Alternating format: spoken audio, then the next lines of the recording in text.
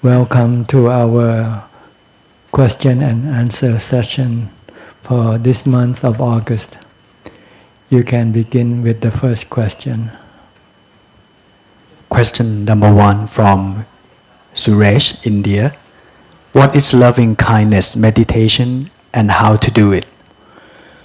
Loving kindness meditation is to use loving kindness as your object of meditation, so, like you use your breath or a mantra.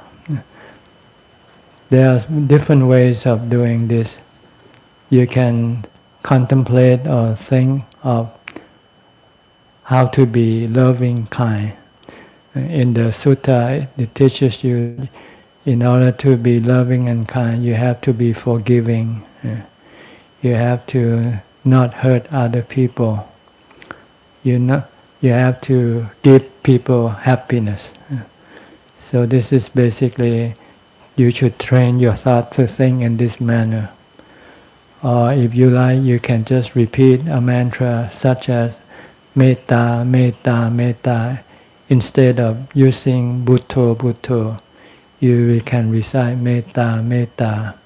So to remind you that you have to be loving and kind with other human beings and animals. Question number 2 from Adeline, Malaysia. I radiate metta to myself and to seen or unseen beings during and after meditation. Am I allowed to radiate metta to Sangha members? You can radiate to every form of existence, human or animals, spiritual or physical. But the actual radiation has to come when you're in contact with them, not when you're alone and you radiate like a radio station. This is just a misunderstanding, because you don't have this radiation power in the first place. It's just your thought, and it's not what would you call, it's not effective. In order to make your mind, your loving kindness effective, you have to be in close range with the receiver. Like you have to meet a person. When you meet a person, then you should say hello or smile. Then this is the way of radiating your mindfulness, your loving kindness. Or if you want to make them happy, you give them something. Give them money, give them gifts, give them something that they like. Then you are making other people happy. This is the actual way of radiating loving kindness. Not the way that you mentioned, sitting alone by yourself and just think that you are radiating. In fact, you're just thinking, you're not radiating anything. Question number 3 from Alma, Australia. How can we use wisdom to reach the first level of Makkapala? Do we need to have jhana first to do this? Yes, before you can apply wisdom effectively, your mind has to be in equanimity, the ability to remain still and resist your defilement. If you don't have this ability, no matter how much wisdom you might have, you will not be able to convince your mind not to be under the influence of the defilement. You need to first have a ability to resist your defilement. You need to have fourth jhana in order to be able to resist the defilement. Once you have this ability, the next step is to teach your mind what kind of defilement you have to resist. You have to resist for the first level of enlightenment, you have to resist your defilement of attachment to your body.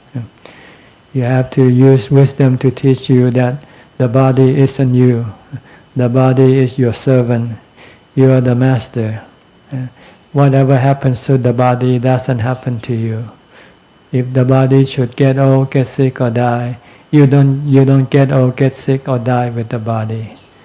Once you know with wisdom, then you can then resist your defilement to attach to your body, to think that you are the body, and to become unhappy when the body become old or sick or die. Once you can see with wisdom that the body isn't you, then you can just leave the body alone. Let the body be. Let the body get old, let the body get sick, let the body die. And you will not be affected by the aging sickness of the body. Question number 4 from Jayaka, Indonesia. How should I repeat Buddha? Should I repeat Buddha and put my attention in the middle of my chest? Or should I repeat Buddha and not put my attention at any place? Yeah, you should just put your attention on the word Buddha itself. Make sure that you keep reciting it continually in order to prevent your mind from thinking aimlessly and become agitated and restless. Keep controlling your agitation and restlessness, anxiety by reciting the mantra Buddha, Buddha, Buddha. Question number 5 from Ivy, Malaysia. What is the difference between focusing the breath at the tip of the nose and focusing on the rising and falling of the stomach? The difference is the same. There's no difference. It's just the point of where you can use it as a place where your mind can concentrate. You can use the tip of the nose where the breath come in and out, where you can see it clearly or feel it clearly. Sometimes you can use the chest because that's where you can see it clearly, feel it clearly when the breath come in and go out. So either places has the same result. You can focus on the tip of your breath if it's easier for you, or if you find it easier for you to focus on the chest, then you do it at the chest. The point is to have something for the mind to focus on, so that the mind don't go thinking aimlessly. And is closing our eyes during meditation easier to focus than opening our eyes? Yes, because when you open your eyes, you can be distracted by what you see. So it's better to close your eye so you can become more focused. Yeah. Question number 7 from Shore, Singapore. Can practice morality help in improving mindfulness and concentration? Yes, you need morality to prevent your mind from running into trouble. See? If you don't keep the precept, you can run into trouble. You might have to run away from the police, or if you get caught, then you have to go spend your time in jail. Then you won't be able to develop mindfulness or meditation. So you have to keep yourself safe from punishment, from problem, from trouble first, by keeping the precepts, by maintaining morality. Then you will not have to be involved with the justice system. You don't have to go to court, be punished, go to jail. Then you can be free to practice meditation and wisdom. Question number 8. Is giving dana to monks more superior than giving to others, such as to animals? The benefit for the giver is the same. You give to monks or you give to animals, you get the same benefit. That of being generous or sharing your wealth to other people. The happiness that you get is the same. It doesn't matter who received the gift that you give. but the person that you give can do things differently. If you give to monks, monk can teach you Dhamma. If you give to animals, they cannot teach you the Dhamma. So that's the difference between the receiver. If you want Dhamma, then you would want to support monks, so that monks can study and practice Dhamma and become enlightened. Once they become enlightened, then they can teach you the enlightened Dhamma.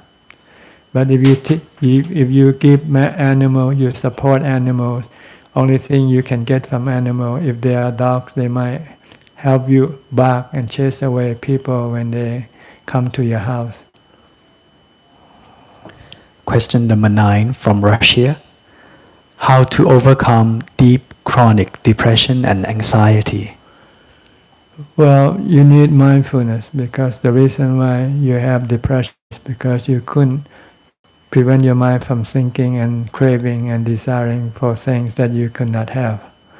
And the reason why people get depressed because they are disappointed. They cannot do or get what they want to do or have. So they become disappointed, disheartened, and eventually become depressed. So if you can use a mantra, keep reciting a mantra all day long, stop your mind from generating this desire and cravings to do things or to have things, then slowly your depression will gradually disappear. You'll feel that your mind become lighter and lighter and brighter and happier if you can persist with your mental recitation of your mantra. Question number 10 from Jean. When someone is enlightened and still alive, how can the person maintain non-self when he sees suffering happens around him? Well, when he sees suffering, he knows that nobody suffers. Because when you are a non-self, you see that there's no self. You see everything as a process, a natural process. Like the storm, like the flood, these are all natural process. No one actually suffer from these natural processes. And can an enlightened person fall ill, or is he free from physical illness? No, his body is still the same, whether he's enlightened or not enlightened. He still have to get old, get sick, and die. But his mind is not attached to the body and will not be affected by the aging, sickness, and death of the body. Will an enlightened person get married and subject himself or herself through ups and downs of parenting after he attains enlightenment? If he or she attain while they still have family, then they can continue on having family. If he or she attain to the first level of enlightenment, but if he or she continue to move up the ladder of enlightenment, he or she eventually will prefer to live alone rather than have a family. But if he or she have a family, he or she will still can live together, but would not live like a family, live more like friends living together. Question number 13 from Shia. Is there any difference between the mind in the 6 senses and the mind in the 6 elements? The mind is one of the 6 elements, called the knowing element. And the 6 senses belong to they are parts of the mind, the knowing element. The mind has the ability to extend itself to receive the sensual spheres of existence. The mind can send its knowing to receive the sight, sound, smell, and tactile objects through a body. Question number 14 from Ferwa. Can meditation remove our inner poison, such as anger and jealousy? Yes, meditation has two levels. One is called the temporary level, and second, the permanent level. If you meditate just to make your mind calm, then you can get rid of your poison temporarily when you're in meditation. But when you come out of meditation, your poison can return. But if you develop the second level of meditation using vipassana or wisdom, then vipassana will eliminate your poison entirely, completely, permanently. Question number 15 from Wong, Singapore. We work as the senior staff in the healthcare industry. We often face with unreasonably demanding patients who also frequently abuse us verbally. This induces anger in us.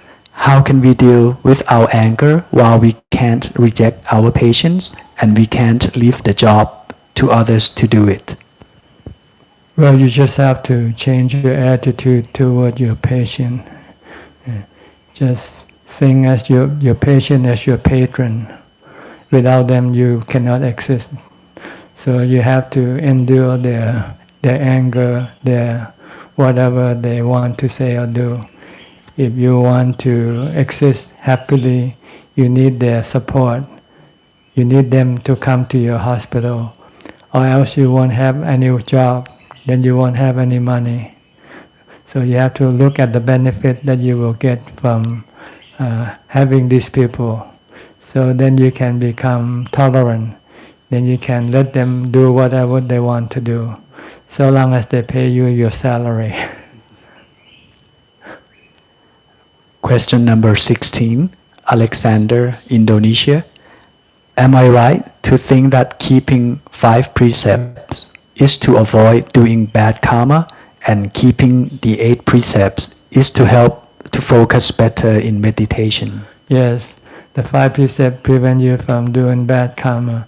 The 8 precepts, in addition to prevent you from doing bad karma, also prevent you from doing activities that is a waste of time for the mind, such as having sensual gratification, which they are just a brief, temporary benefit, not long-lasting like the benefit you can get from doing meditation.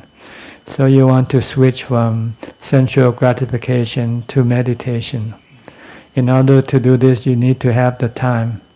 And in order to get the time, then you have to stop doing sensual gratification. And when meditating at home, there are noises such as dog barking and kids and car noises.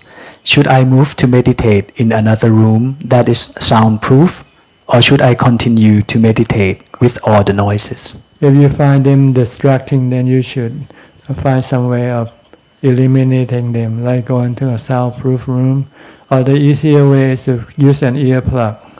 You just put an earplug. Your headphones that you use on your phone, you just plug it in, and you can almost eliminate all the noises. Question number 18. My mom is addicted to gambling and she always asks for money from me. Is it okay if I donate money to temple instead of giving it to my mom, as she will gamble the money away? Will I create a sin if I give money to my mom to gamble? You will support her bad habit. If you give money to people to gamble, then you will sustain their bad habit, which can be harmful to them eventually. Because once they cannot get money from you, they might go steal money from other people. So it's not good to support people to gamble. So if you want, you can give the money to temple, because temple can be more beneficial to other people. Why supporting your mother or people who gamble can be harmful to other people as well, because once they could not have the money from you, they might have to go steal from other people to continue with their gambling. Question number 19 from Katrina, Australia. What are your thoughts about the way society is moving in terms of destruction of the environment and other political concerns? This is all due to delusion of the mind, to seek happiness from the external things rather than the internal things. See, there are two kinds of happiness. The happiness outside of the mind, we call external happiness. And the happiness inside the mind, we call spiritual happiness or meditation happiness. See, if you can find happiness by meditation, then you can stop all this destruction of the environment and creating all kinds of conflicts between yourself. But if you go look for happiness outside of the mind, then you have to go and use the things that are in the world to make you happy. And no matter how much you get, you can only get happiness briefly from them. So it will then induce you to create more things. And when you create more things, you are destroying the environment, the ecosystem. And then eventually it will cause you to have conflict with other countries, because you will be you want the same thing, natural resources, and if you don't have in your country, then you want to go get it from the other country. Eventually there will be war. There will be a lot of killing. If people persist in looking for happiness outside of their mind, but if people can come in back and find happiness inside their mind, then they don't need anything in this world to make them happy. They can live simple, just have some basic necessity of life, and that's all they need to have. Even if they don't have this basic necessity, it will not hurt them, because the spiritual happiness actually doesn't need to have a body. You can still be happy. Question number 20 from Kuma, India. What to do if our life partner is someone who is heedless in terms of Dhamma? Well, you can try to educate them, tell them how beneficial Dhamma can be for them. But if they don't want to listen to you, then there's nothing you can do. You just have to leave them alone. Question number 21. I read that a thought should not be stopped, but we should observe it, arising and fading away. When I observe my thoughts during meditation, my mind is automatically involved with the thoughts. Is putting effort to drive the mind back towards the breath the right things to do? Yes, if you meditate, the goal is to stop your thoughts. Because if you keep thinking, you'll never find happiness inside yourself. The happiness inside yourself can only appear when your mind stops thinking. That's why the Lord Buddha teaches anapanasati as the object of your meditation. Keep observe your breath. By observing your breath, you are preventing your mind from thinking about other things. And when the mind don't think about other things, eventually it will stop thinking. When it stops thinking, then the mind will enter into jhana and find happiness and peace inside the mind itself. Question number 22. How to donate food to relatives who are born as hungry ghosts? Well, in Buddhism, we do charity, give money or things to people who are in need, like monks or poor people. Then you can, when you help other people, make other people happy, then you can share this happiness with the people who die, who pass away. Question number 23. Where can I find a stream enterer, once returner, never return, and arahant in this world? In yourself better. try to find it in yourself, because that's the most beneficial way of finding the Four Noble Disciples of the Buddha. Find it within yourself. But if you cannot find it within yourself, then you might have to rely on the other noble disciples to teach you how to find it. Then you have to go to various meditation temples. That's where you will most likely find noble disciples. They usually live in meditation temples, in temples or monastery that is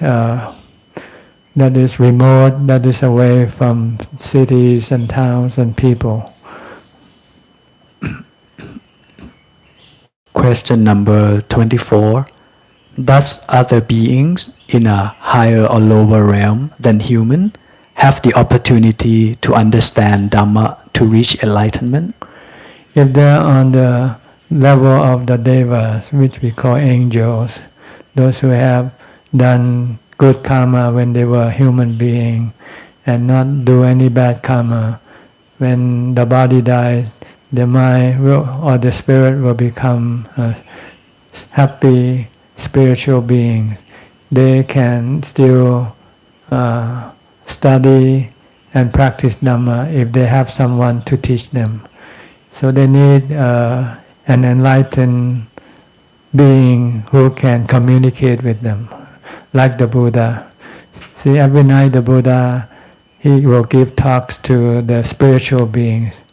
Those who are interested in his teaching, they would come and listen to his Dhamma talks. And if they have any question, they could ask him, just like the way we are doing it right now. And then they can apply what they learn in improving their mind, in getting rid of their defilement. But if they don't have a teacher, then it would be quite difficult for them to do it on alone, because they're living in comfort. So there's nothing to stimulate them to go and study Dhamma. Normally people only go to seek help when they're in need, like in trouble. But if they're happy, then they don't feel like they need to go seek for any help. So being a spiritual being on the higher realm would tend to be hard for them to study or practice Dhamma, because they don't have anything they don't have any problem to stimulate them to go seek help from the Dhamma. And are beings in lower or higher realms aware of which previous deeds are the cause of their suffering or happiness? No, usually not. Only when they are human beings and have the ability to recollect past lives, then they can know what their past life was. But if they don't have this ability, then they won't know. And why is going to lower realm effortless, but reaching the higher realm is so hard? Because doing bad karma is easier than doing good karma. Because all beings have acquired this ability to do bad karma than do good karma. So doing bad karma is easier. And question number 27. Why in Buddhism there is no mentioning about physical fitness through exercise or yoga? Because it's not that important. With Buddhism, stress the importance of the mind. It's better to do mental exercise than to do physical exercise, because the body is a temporary thing. No matter how much exercise you do, how much you maintain your health, eventually the body will succumb to sickness, aging and death anyway. But Buddhism also teaches the balance of maintaining a pleasant livelihood. Like don't eat too much, don't eat too little, maintain the middle path, maintaining the physical health of the body, but not to the point of obsession like people are today. People are obsession with the health of the body, and this obsession then create problem with the mind, makes the mind agitated and worry and not happy. So this is overdoing it. You just have to strike the right balance. Maintain the body so it stay healthy, but you don't have to be obsessed with maintaining it. Just live simple and just do the basic thing. Give the body the basic needs, then the body will be doing okay. So that you can then concentrate on developing the mind. Because the mind is eternal. Whatever development you give to the mind will continue, will sustain even after death. Question number 28. View the result of the karma difference when an unwholesome deed is done by a person who don't understand about karma compared to unwholesome deed done by a person who understand karma. Yes, there are four level or four different results from doing unwholesome karma due to a particular reason. If you do unwholesome karma because you know that is wrong, you'll be subjected to be born as an animal. But if you do unwholesome karma due to your greed, then you will become a hungry ghost. So if you do unwholesome karma because of hatred, then you will be in hell. See? So there are different results from your doing bad karma. Depends on the reason how you do it. If you do it because you don't know it's wrong, you become an animal. If you do it because you're greedy, you become a hungry ghost. If you do it because you hate someone, you want to avenge what they do to you, then you will go to hell. See? So these are the different results of bad karma, depending on the reason why you do it. Is that all the question for today? Anybody wants to ask any question? Yeah, take the microphone. Dhamma Ajahn, last 2 weeks I met a colleague at this place listening to your Dhamma talk. She was surprised that I was here, and after we talked for a while, I saw, that her tears actually coming down from her eyes because I told her that I'll be staying here for a few days. And I just wondering, sometimes when you engage with someone, talk about Dhamma, it's I'm not close with her, but we used to work in the same company in Thailand. But I just saw that emotion from her. Could Ajahn explain that? Yeah? Well, people can be affected by any circumstances, so it depends on each personal character. Sometimes people appreciate some good deeds. When they see people doing good deeds, they become happy and they become affected. Sometimes they become affected by people doing bad deeds. When they see any people doing bad deeds, they cry. So it depends on each individual. They can be triggered by any circumstances. But you can stop this if you want by reciting a mantra, because it means you are not controlling your mind. So if you want to stop this reaction, you can use the mantra by reciting Bhutto, Bhutto in a few minutes, and then it will disappear. Thank you, Ajahn. All right? Okay. From Singapore. This morning while meditating, I experienced a sudden push out of samadhi. What can be done to sustain a long sitting? You just keep continuing with your mindfulness. Keep watching your breath and disregard whatever happens. And if you can persist in watching your breath, being mindful of your breath, then you can continue on with your sitting. Another question from Shia. How to associate with our friends who are ignorant without feeling unease or judging them? Don't just take them for what they are. Treat them like just the way they are. Just like when you treat animals, you treat dogs as dog, you treat cats as cat. You don't want to treat cat as dog or dog as cat. So just treat people just as the way they are. Just don't try to change them. Only help them if they want you to help. If they don't want to help, just leave them alone. Sometimes we just go disturb them by our good intention when they don't really need our help. But we keep insisting, oh, you have to do this, you have to do that. Then instead of making them happy with you, they make them angry at you. So try not to disturb other people by your preaching. Only preach or give advice when they ask.